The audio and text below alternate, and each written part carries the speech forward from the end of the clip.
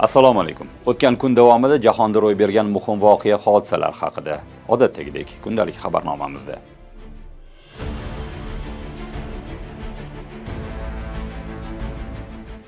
11 noyabr kuni Pokiston poytaxtida sodir etilgan o'z joniga qasd hujumi oqibatida 12 kishi halok bo'ldi. Mudofaa vaziri bu hodisani urush holati deb atab, mamlakat terrorchilik zo'ravonligining keskin kuchayishiga guvoh bo'layotganini aytdi.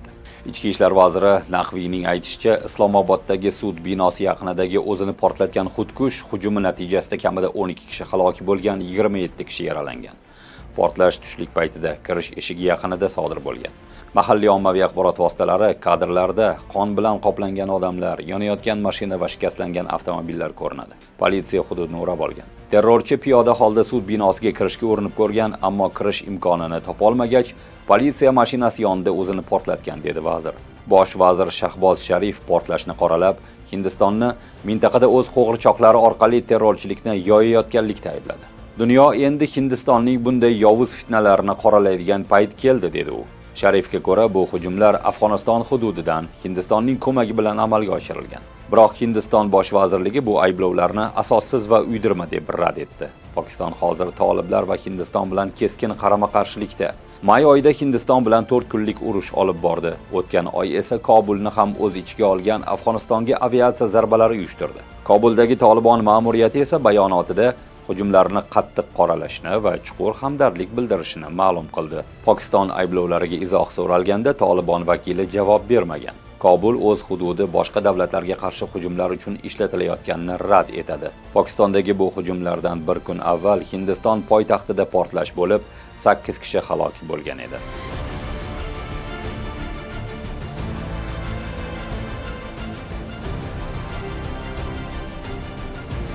Kecha Turkiya harbiy havo kuchlariga tegishli C-130 yuk tashuvchi samolyoti Gruziya-Ozarbayjon chegarasi yaqinida halokatga uchradi. Samolyot bortida 20 nafar harbiy xizmatchi bo'lgan. Turkiya Mudofaa vazirligi samolyot Ozarbayjondan parvoz qilayotgan paytda halokat sodir bo'lganini tasdiqladi va 20 nafar halok bo'lgan harbiyning ism-sharifini e'lon qildi. Gruziya qidiruv-qutqaruv guruhlari kun davomida samolyot qulagan joyni aniqlashga muvaffaq bo'ldi. Vazirlik bayonotida aytilishicha, samolyot qoldiqlari endilikda qo'riqlov ostida va Turkiya tergov guruhi halokat sabablarini rasmiy o'rganishni boshlagan. Ommaviy axborot vositalariga ko'ra, harbiy yuk samolyoti halokati dastlabki tergov natijalariga ko'ra 2 asosiy versiya bo'yicha o'rganilmoqda. Birinchi versiyaga ko'ra, samolyot uzoq vaqt davomida ekspluatatsiyada bo'lgan va uning korpusida korroziya, zanglash yuzaga kelgan bo'lishi mumkin. Bu metal qoplamaning bosim ostida yemirilishiga olib kelib, halokatga sabab bo'lgan bo'lishi ehtimoli bor. Ikkinchi versiyaga ko'ra, samolyotdagi yuk qoidalarga zid tarzda mahkamlangan bo'lishi mumkin. Parvoz chog'ida yukning siljishi samolyot konstruksiyasiga zarar yetkazib, falokatning bevosita sababiga aylangan bo'lishi taxmin qilinmoqda. Voqea mintaqadagi ittifoqchi davlatlar tomonidan chuqur hamdardlik bilan kutib olindi.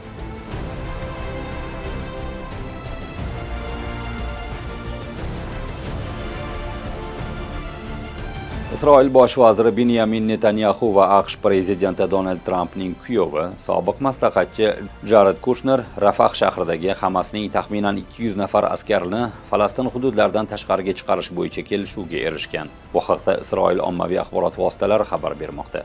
Yediot Ahronot nashrining xavfsizlik kengashidagi ismi oshkor qilinmagan manbasi Rafah tunnelida qamalib qolgan guruh a'zolari deportatsiya qilinishini tasdiqladi. Uning so'zlariga ko'ra, bu kelishuv doirasida Isroil ularga Falastin hududlaridan xavfsiz chiqib ketishiga ruxsat berishi lozim.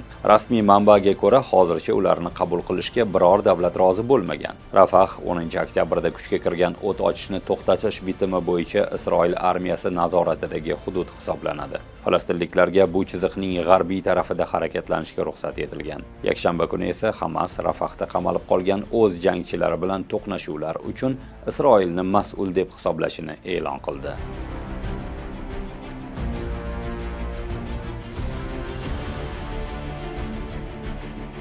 Rossiya armiyasi 11 noyabr kuni o'z qo'shinlari sharqiy Ukrainadagi Pokrovsk va Kupyansk shaharlari ichkarisiga chuqurroq kirganini ma'lum qildi. Rossiya ommaviy axborot vositalari Pokrovskni Donetsk darvozasi deb atab, bu shaharni qo'lga kiritish Donetsk viloyatidagi eng yirik shaharlarga shimoldan yurish imkonini berishini ta'kidlamoqda. Rossiya Pokrovskni 1 yildan ortiq vaqt davomida qurshab olishga uringan. Ukraina prezidenti Volodimir Zelenskiy Pokrovsk atrofidagi vaziyatni qiyin deb atadi. Bosh qo'mondon Aleksandr Sirskiy esa Zaporijye janubi-sharqidagi ayrim joylarda Ukraina pozitsiyasi sezilarli darajada yomonlashganini tan oldi. Rossiyalik harbiy blogerlar seshanba kuni Pokrovskka kirayotgan rus kuchlarini aks ettirgan videoni e'lon qildi. Videoda tuman bilan qoplangan yo'lda turli darajada shikastlangan mashinalar harakatlanmoqda. Ayrimlarining eshiklari va oynalari yo'q, ba'zi askarlar esa tomda o'tirgan. Yo'l bo'yida dron ko'rinadi. Ba'zi foydalanuvchilar bu manzarani 1979-yilgi Mad Max filmidagi post-apokalipsis sahnalariga qiyoslashdi. Reuters videodagi yo'l joylashuvi, belgilar, elektr ustunlari va daraxtlarni sun'iy yo'ldosh tasvirlari bilan taqqoslab, manzilning haqiqatan Pokrovsk ekanini tasdiqladi, biroq video sanasini mustaqil aniqlay olmadi. Ukraina harbiylari ma'lumotiga ko'ra, hozirda Pokrovsk ichida taxminan 300 rus askari bor. Rossiya esa so'nggi kunlarda bu yerga qo'shimcha kuchlar kiritishga urinmoqda. Sirskiy New York Post nashriga bergan intervyusida Rossiya Pokrovsk yo'nalishida 150 mingga yaqin askar to'plaganini ma'lum qildi.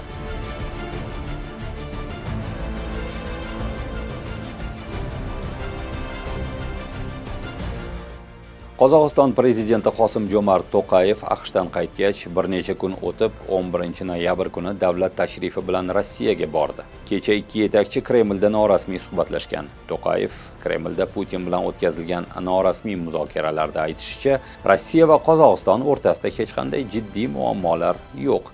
Barcha masalalar operativ hal qilinadi. Ikki taraflama hamkorlikka kelsak, u strategik sheriklik, ittifoqchilik munosabatlari xarakteriga ega. Biz birgalikda ishlamaydigan biror bir soha yo'q. Davlatlarimiz o'rtasida hech qanday jiddiy muammolar mavjud emas, dedi To'qayev. Uning ta'kidlashicha, muammolar paydo bo'lsa, bu tabiiy hol. Ular avvalo davlat rahbarlari va hukumatlar sa'y-harakatlari bilan bartaraf etiladi. Bugun boshlanadigan rasmiy dasturda ikki lider Rossiya va Qozog'istonning 21-forumi yalpi majlisida video konferensiya tarzida ishtirok etadi, ommaviy axborot vositalari uchun bayonot beradi va hujjatlar imzolaydi. Bugunchalik sizga yetkazmoqchi bo'lganlarimiz shu. Ko'rishguncha.